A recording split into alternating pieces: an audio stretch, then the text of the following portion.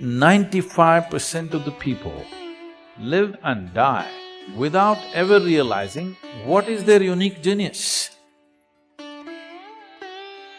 People don't know what to do because we have not handled the most fundamental. You must just tweak your competence. Wherever you are, you will know how to do. You will function to the best of your intelligence and capability.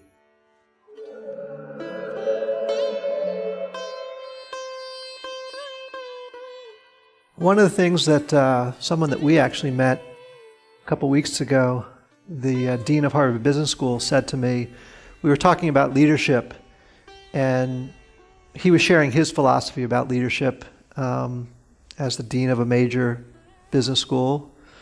And he sort of said, for me, it's about knowing, acting, being, having some real knowledge and expertise to lead, taking action upon it, and then living every day that way.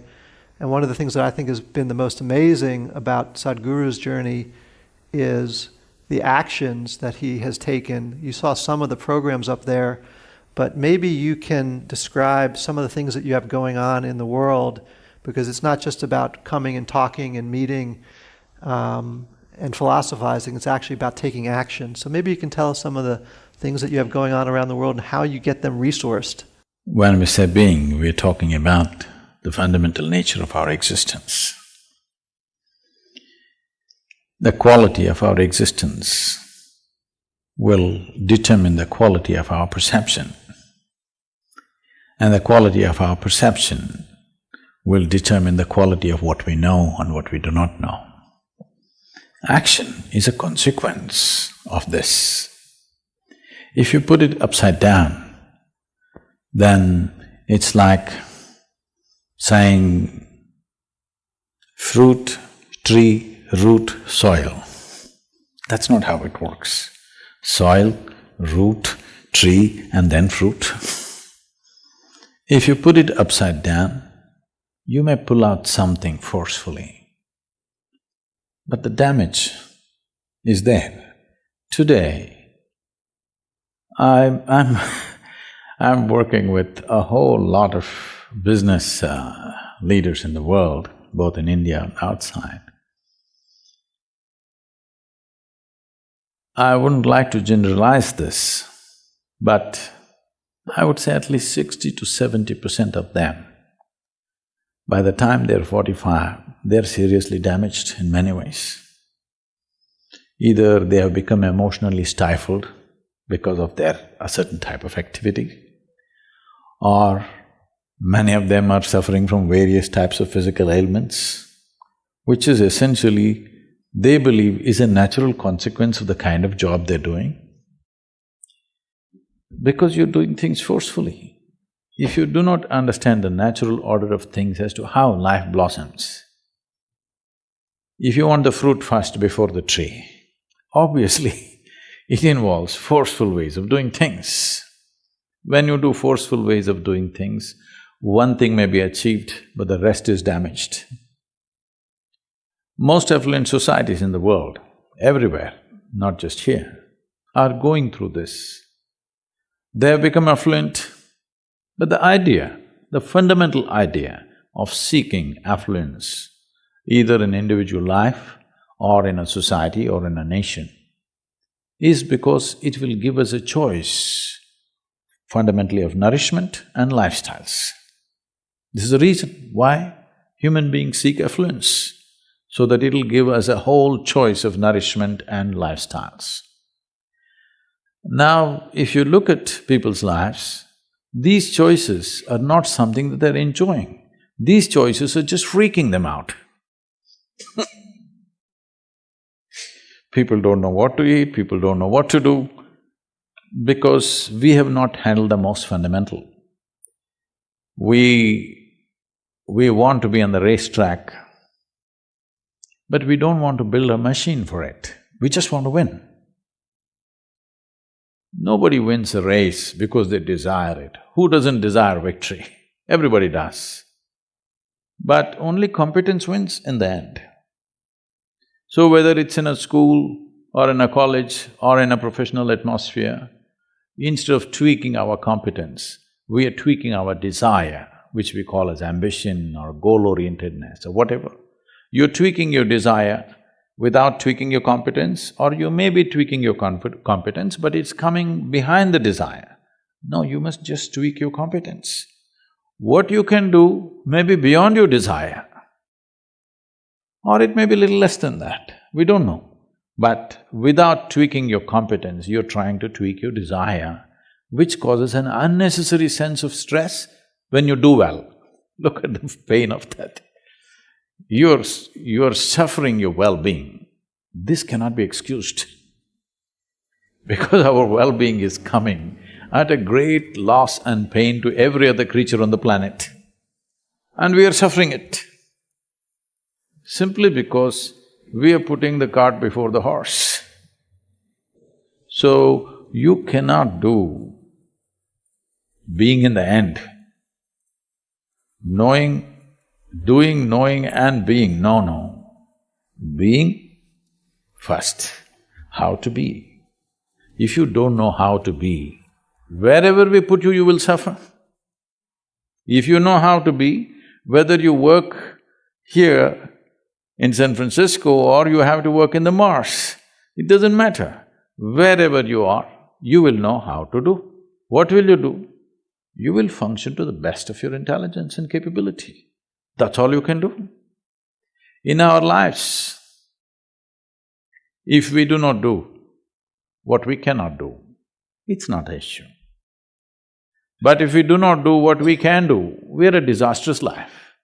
That's all we're trying to avoid, that we don't end up not being able to do what we can do. But once you create this unnecessary, completely avoidable stress that your desire is bigger than your competence, without tweaking the competence, instead of focusing everything and tweaking the competence, we are tweaking the desire. Now you're creating a situation where there is stress. Stress means you're moving towards incompetence, not towards competence. Any machine on the planet will function at its best only when there is no sense of friction. The least amount of friction means that machine is the most efficient machine. Why is that not true for human mechanism? If this functions with least amount of friction, this will function at its best. Will I be as good as you? Maybe not. But I will be at my peak, and that's all. And every human being has come with a certain genius. But I would say, because of the type of schooling that we have taken to in across the world, not in any one place, and the way we are approaching life, I would say 95% of the people live and die without ever realizing what is their unique genius. Only 2 to 5% of the people realize the genius of what they are capable of. Rest will all do something that somebody else is doing, they want to do that. They want to do that better than them. That is their idea of well-being. Because of this, a tremendous amount of human genius is simply lost. And that is the biggest crime on the planet, that human genius is stifled because everybody is trying to be in one basket and be on top of everybody else. This is a very rudimentary way of functioning in the world. Unfortunately, that's become the way everywhere. We're trying to do something, but that's in small scale. The large-scale schooling and education and professional seekings are all in this way. We all wanted to get into one basket and be on top of the pile. It's a cruel way to live. If you get there also, you will suffer. If you don't get there also, you will suffer.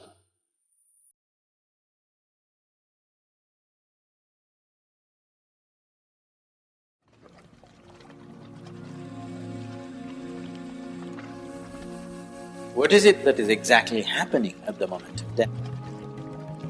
Though it doesn't need any expertise to die, but there is a whole lot of science as to how to die. Life comes in that way. goes out that way. If you are here just as life, that's the nature of life. That's the way life is. Whether you're ready or not, you'll die when it comes. It doesn't take any expertise. Many aspects of life demand expertise. Death is not like that. If I shoot you in the head, you'll die even if you don't know anything about it, perfectly well, isn't it? That's the beauty of death. Life is not like that. Whatever you do, you'll always look back and say, oh, I could have done it better. Isn't it? Isn't it? Life is not like that, but death is this is the advantage with it. You don't have to have any knowledge about it. You can die perfectly well. Now, what is it that is exactly happening at the moment of death? Either your life can be shocked out of your body, boom, it's shocked out of your body, because the body became suddenly unable to contain life, it spilled out. Or it can be squeezed out of the body, or it can be tortured out of the body.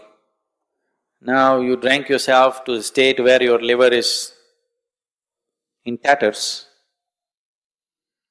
Now life still wants to be there, but body is squeezing life out, it's torturing it out. It becomes…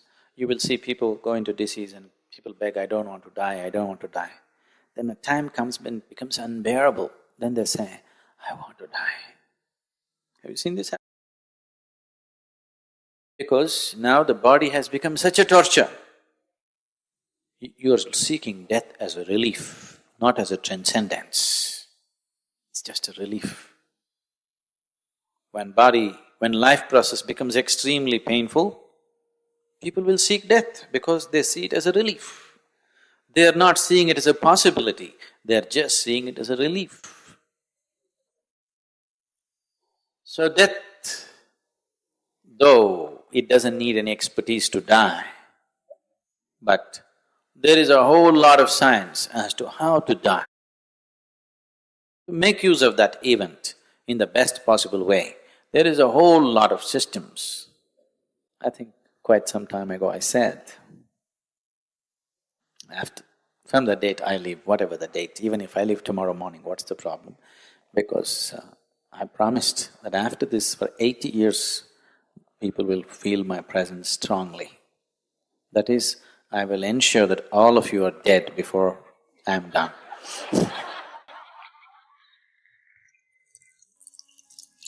So if you maintain that, if you just maintain that connection, if you hold on, you will die well.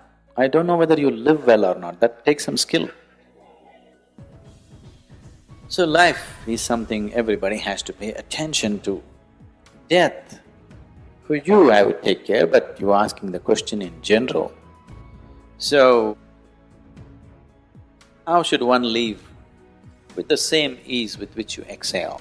Actually, whenever you feel little uptight within yourself, whenever you feel little trapped within yourself, you always sigh, isn't it?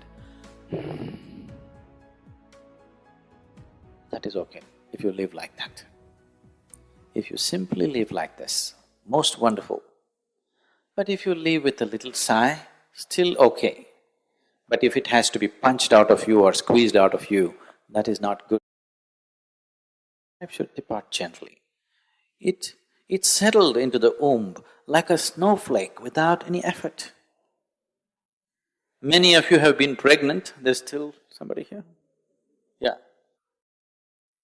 One day, after you conceived, one day, suddenly something boom came into you, nothing like that happened. It settled into you, another life settled into you without even you being conscious about it. With such gentleness, it settled in. Even a snowflake you would feel. It is much, much subtler than that. Like a gentle breeze, it walked in. Like a gentle breeze, it should walk out. Because that's how life is. Rest of the nonsense is created by you. Life comes in that way, goes out that way. If you are here just as life, if you have become the nonsense that you have gathered, the dirt bag that you are, this is not my terminology, this is the local terminology, they call you a dirt bag, because this is just earth. So the piece of earth that you gathered, you started having nonsensical ideas about it. Because of that, living is such a struggle. Otherwise, like a gentle breeze it came in, like a gentle breeze it should live, like a gentle breeze it should go. That's the way… that's the nature of life. That's the way life is. You might have made yourself into something else, that's different. People have made themselves into such a struggle. So death should happen like gentle breeze, like a gentle note out of a flute. Ooh, you must go. It'll be wonderful that you left in a song.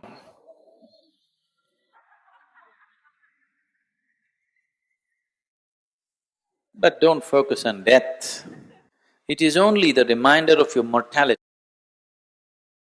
which makes the small time span of life very precious, isn't it?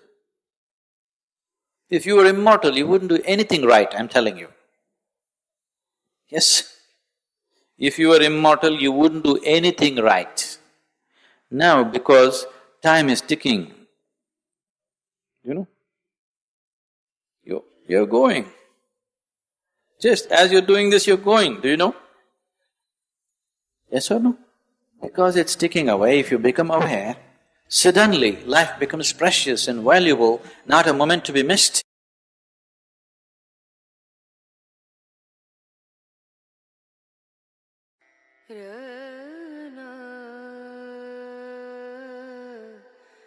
Namaskaram. I want to ask, like, Mahashivratri is celebrated everywhere in India. So what is the significance, we have to come, all people have to come here and celebrate with us, like in ashram. You said Adi Yogi is coming, can you please tell what does that mean? This time Adi Yogi is coming for the Mahashivratri, sir. So, what is so significant here, if you're able also to invite Adi Yogi to your Mahashivratri, and if he accepts,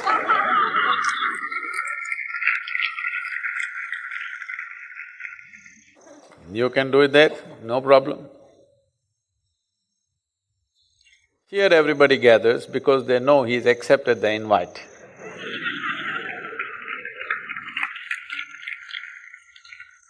You've heard of Kusalar, there is a panel in the temple.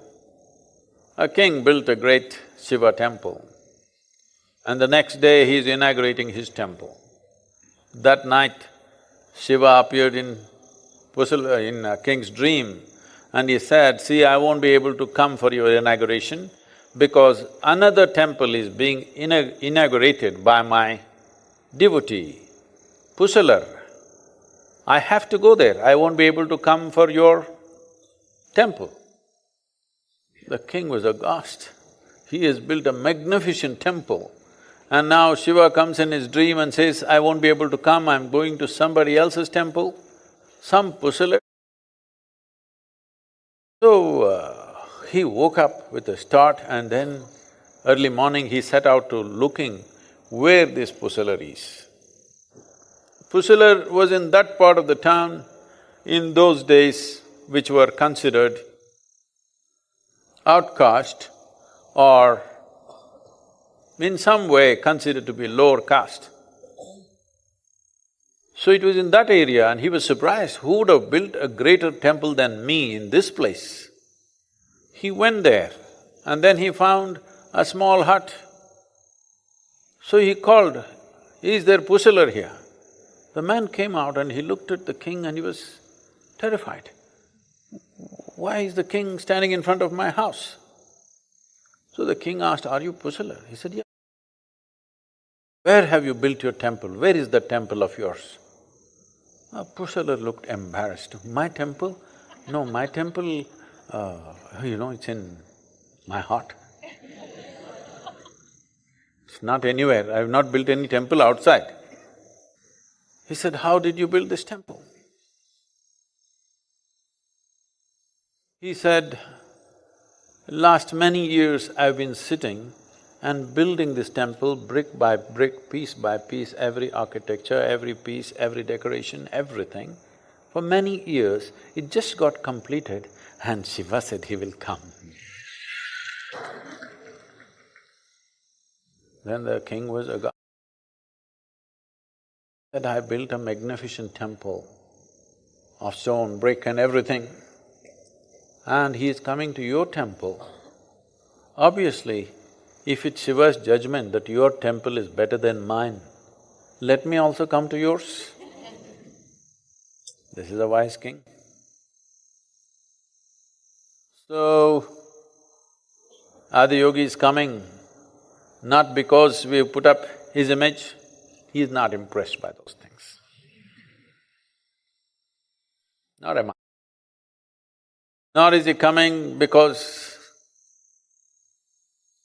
all of you are here.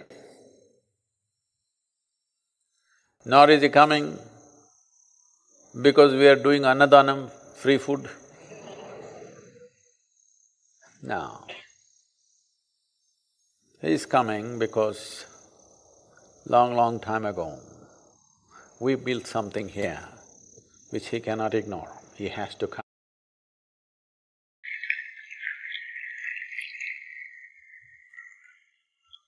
So, if you want to be a celebration, part of the celebration when he's here, welcome. Good afternoon, sir. Can you tell me that the work pressures are going on and because of that stress is created? So that one is what you do about the stress, second is how do you differentiate and leave the stress of that work pressure in the office and go back home and forget about it? Stress. A few years ago or many years ago, when I first went to United States, wherever I went, people were talking about stress management. I couldn't understand this, because in my understanding, we manage things which are precious to us, which are valuable to us. You want to manage your family, your wealth, your business, your organizations. But why would anybody want to manage stress? This is something that I couldn't understand. It took me a while to understand that these people have assumed that stress is a part of their life. Stress is not a part of your life. Stress is not because of the work that you're doing. Stress is just your inability to manage your body, your mind, your emotions and your energies. If your mind took instructions from you, would you keep it stressful or blissful? What's your choice? It's your choice. If your mind took instructions from you, would you keep it stressful or blissful? Blissful. For yourself, definitely it's blissfulness. What you want for your neighbor may be debatable, but what you want for yourself is definitely highest level of pleasantness, isn't it? So why is it when you're seeking pleasantness, your mind is creating unpleasantness? Stress means unpleasantness. Why is your mind creating unpleasantness for you? Your mind is supposed to be working for you, not against you. So if it is working against you, we haven't figured something about this mind, isn't it? Something very fundamental we have misunderstood about the nature of the mind, how it functions and what we can do about it. So, stress is not because of the nature of your work, because you go and ask a chaparasi, he's stressful. You ask the Prime Minister, he's stressful, he looks stressful. In between, everybody is stressful. So which job is not stressful? It is not the job which is stressful, it is you who is stressful. Job is never stressful, isn't it? It is just that your mind is not taking instructions from you. So we need to read the instruction manual. we done something fundamentally wrong as to how to handle this human mechanism. It's a very complex technology. We need to address it with little more attention.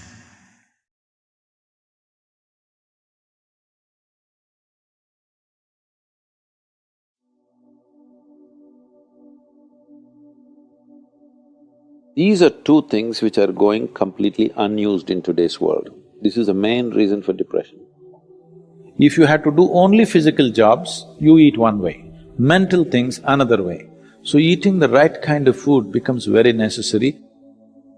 That means you're in ill health or you're heading there quickly, both physical and psychological. If this is achieved, you have reasonably complete human beings who live their life fully. The word health comes from the root word whole. That means feeling healthy means to be complete, a sense of wholeness within ourselves. For this to happen, our body should be vibrant, our physical energies must be vibrant, our mind must be joyful, emotion must be exuberant. Only then you feel a sense of wholeness. Essentially, within the human being, there is a certain allotment of energy for action, certain allotment of energy for intellect, certain allotment of energy for emotion. Like this, there are various allotments. This differs from person to person, but generally, the amount of energy allotted for… particularly for physical action and emotional dimension, these are two things which are going completely unused in today's world. This is the main reason for depression, believe me. Any number of children that they bring to me with all kinds of mental ailments, I just tell them first thing is some sport that they like, swimming, tennis, something, and music. These two things you bring into their life, within 3 months, most of the children, 80 to 85% of the children will recover quite wonderfully. Because without finding expression to their emotional dimension and if without finding enough exertion for the physical body, they are bound to become depressive.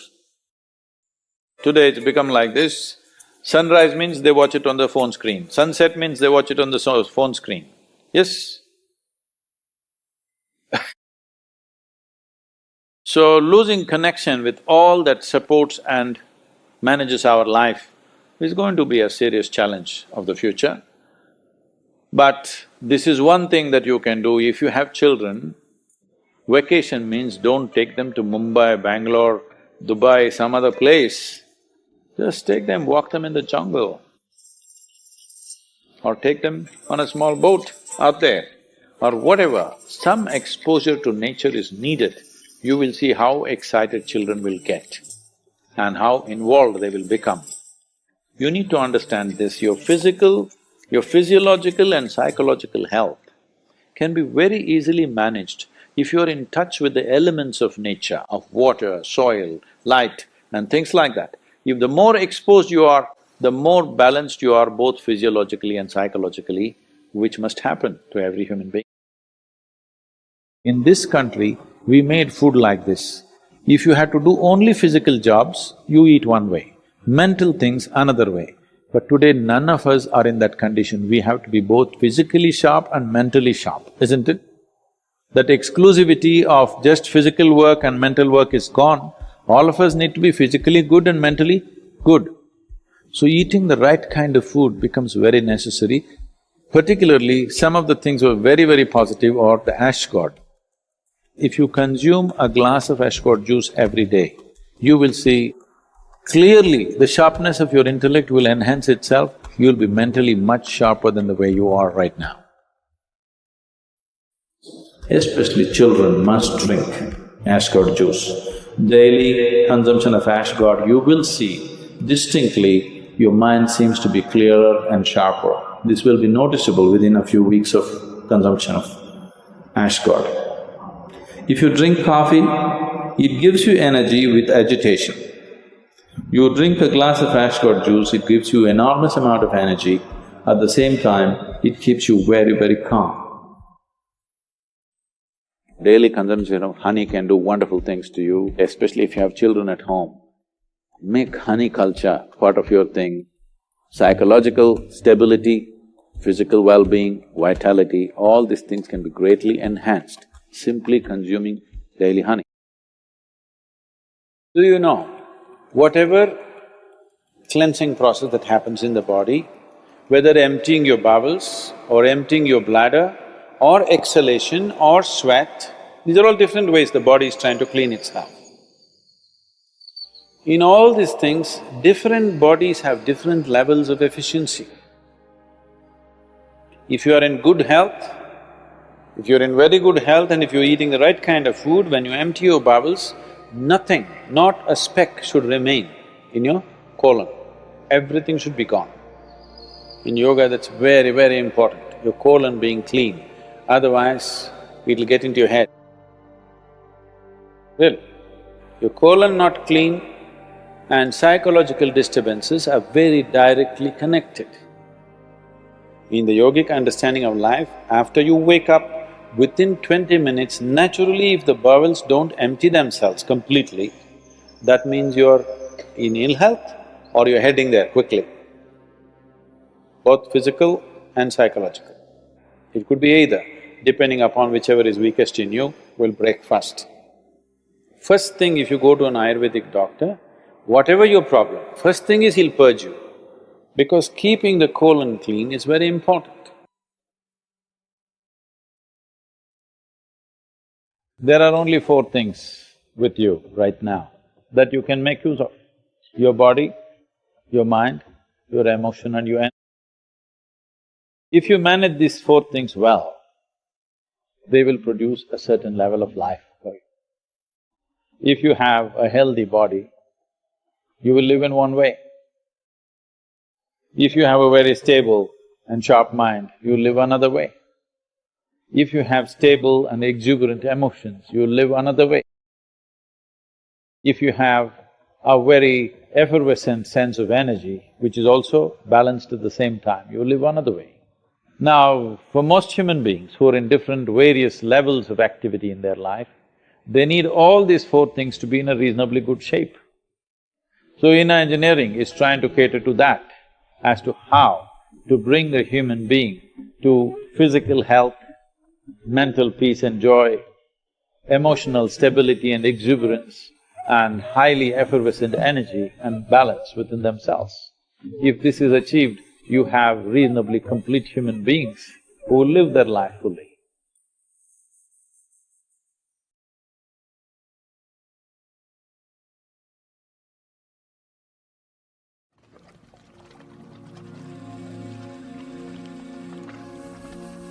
How conscious we are will determine how much of your destiny you determine. Karma means you're doing. Your life is your making. This is the greatest empowerment you can have. One question I'd like to share, that we meet people we meant to meet, or is it a destiny, luck or fate? Have you just fallen in love or something? Huh? No, because I don't want to disturb the romance. See, look at it this way. Since you woke up today morning, till this moment, let's leave the sleeping time. Since you came awake fully, from that moment to this moment, your body has been doing its things, isn't it so? Physical activity is happening, both outwardly and inwardly, happening or no? That's why we're alive, it's happening. Mental activity has been happening, emotional activity is happening, energy activity is happening. How much of these four dimensions of activity did you perform consciously from the moment you came awake till now? How much do you think? What percentage? What percentage? Well below 1%, believe me. When you perform activity consciously less than 1%, over 99% is unconscious. Everything will look accidental. Everything looks like divine intervention. because 99% of the time you're unconscious. Do one thing. When you drive today to wherever you drive, 99% of the time, close your eyes and drive. You will see how many people you will meet. But if you drive with your eyes open, fully conscious, you're not going to meet anybody like with a bang. Things will happen in a completely different way. How conscious we are will determine how much of your destiny you determine. How unconscious you are determines how much of your destiny is accidental. Everything that's accidental, we want to attribute it to some other force elsewhere. Now this must stop. We must understand, it is we. Is there no other force? Of course. You didn't make the creation, nor did I, all right? You did not create this creation, nor did I create this creation. There is, but that is a different dimension altogether. And what is happening with you right now is entirely your making. From where you come from in India, it's the only culture on the planet which constantly told you, your life is your karma. Karma means you're doing. Your life is your making. Whatever may be happening, you may be able to logically figure out why it is so, you may not be able to figure out, but still you know one thing, if this is happening to me, this is my making. This is the greatest empowerment you can have, when you understand, my life is my making. Whatever happened till now, it doesn't matter. How will you make your tomorrow? I'm asking you. If you clearly know 100%, my life is my making, how will you make the next moment? How will you make a tomorrow? How will you make your future in the most beautiful way? Isn't it so? That's what needs to happen. Can the Kriyas help a person that has a history of long drug use, an obsession, compulsive behavior problem, mental problems? Can the Kriyas help with that? It's a very small way we are working with people like that, but if we have to handle large groups of people like that, we need a certain facility and a certain support system. Definitely they could be helped, but it needs a certain atmosphere, a certain facility and things like that. Right now, the local volunteers and meditators have wanting to set up a center in the United States. So they bought some land in Tennessee now. It's a very beautiful piece of land. We have 3 waterfalls inside the land and it's very good. So if the center comes up there in a short while, then maybe we could think of handling such situations, but then we need to first build the place, then train the people. It's a long process. But definitely they could be helped if they are at least willing to be helped. And whatever the addiction, one thing is, it's a mental thing. Another thing is, it might have become a physiological thing over a period of time. Body has gotten used to certain chemicals and things. Even if you mentally want to give up, the body won't let you come out of it. So, for those things, we have very powerful kriyas and karmas. Kriya means internal action, karma means external action. Both kriyas and karmas, a combination of this can be used to completely detoxify the body so that the physical urge can be taken off. Once the physical urge is taken off, it is just a question of community support and family support and all that, because you can't keep a person in an institution forever. So, what kind of community and family support is there, which I feel is very poor in this country? The outside support is very poor. If you go on the street, everything is pulling you in that direction. For a person who's already been in it, if he walks on the street, there are so many things which are dragging him in that direction, isn't it? So there is no community support. There are a couple of people who have come from here, stayed in India for sufficiently long periods, and they've completely come out of it. And the thing is, they don't want to come back here because they feel if they come back here, they go back to their old friends and whatever, they're invariably going to get into it. But life doesn't work like that unless they're completely willing to uproot themselves from here and do something else, which I think is worthwhile, but not possible for large numbers of people. It's only possible for individuals.